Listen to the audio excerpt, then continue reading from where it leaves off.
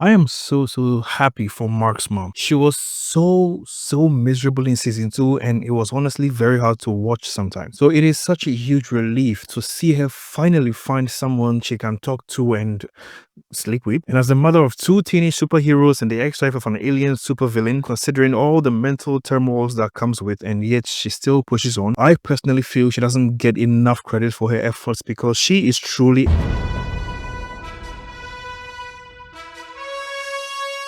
Honestly, I still don't like Eve's parent, especially her mom. At least her dad tells her straight to her face how much he despises her powers, to the point where I honestly question if he loves her at all. But her mom just sits there and does nothing and lets him say all sorts of horrible and damaging things to their only child. So I definitely suspect that she also holds some resentment towards Eve. And as much as I wish Eve would stay away from them, I really admire the effort she puts in to fix their relationship. Because at the end of the day, despite their differences, that is the only family she's got, and she knows that she has to do her best to fix things with them. Yeah, I'm not a fan of this new look, honestly. I don't know what else to say. I know it's comic accurate and the fans want to see it, but the more I see it, the more I dislike it. Oliver may just be a kid who doesn't fully understand the value of human life, but I am sure he'll make more or even worse mistakes before properly learning his lessons. But I'm optimistic about his character arc, especially after the way he handled those bullies in the park. Can't say the same for another supervillain son though. Is it just me, or do the writers over there not know what to do with him? I know this may be a bit controversial to say. I hope it's not too controversial,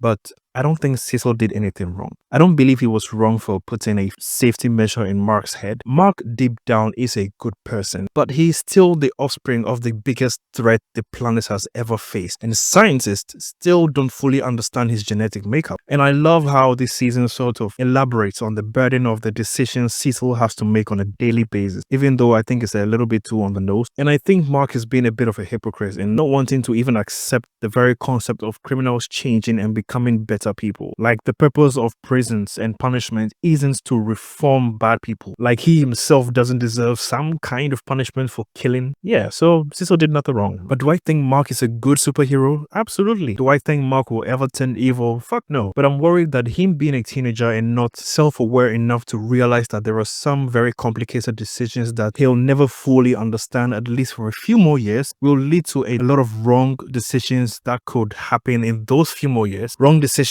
that could cost millions of lives. I am genuinely concerned about the budget of this show. Everyone who watches anime remembers when Michael Jackson survived the bomb explosion to his face. Yeah, the average episode for that show is $500,000. Same thing with Castlevania, and the budget for Invincible is $15 million per season. So almost $2 million per episode. But somehow the animation looks like it's getting worse. I'm sure most of the budget goes into the casts of the show, but still, literally any Japanese anime studio would have given you more value for your money. So why not try them out? Why 3 seasons in and we still have to endure this honestly dog shit Microsoft PowerPoint animation? Now, I know 99% of Japanese animators are heavily underpaid and abused in their workplaces. But if American studios could hire these guys and still pay them twice what they are being offered in their own countries without blowing tens of millions of dollars on below mediocre animation, I hope you guys understand the point I'm trying to make over here. Anyways, I haven't seen this week's episode, so please do not spoil it. Thank you so much for watching. Like the video if you like this, subscribe to the channel, and I'll catch you guys in the next video.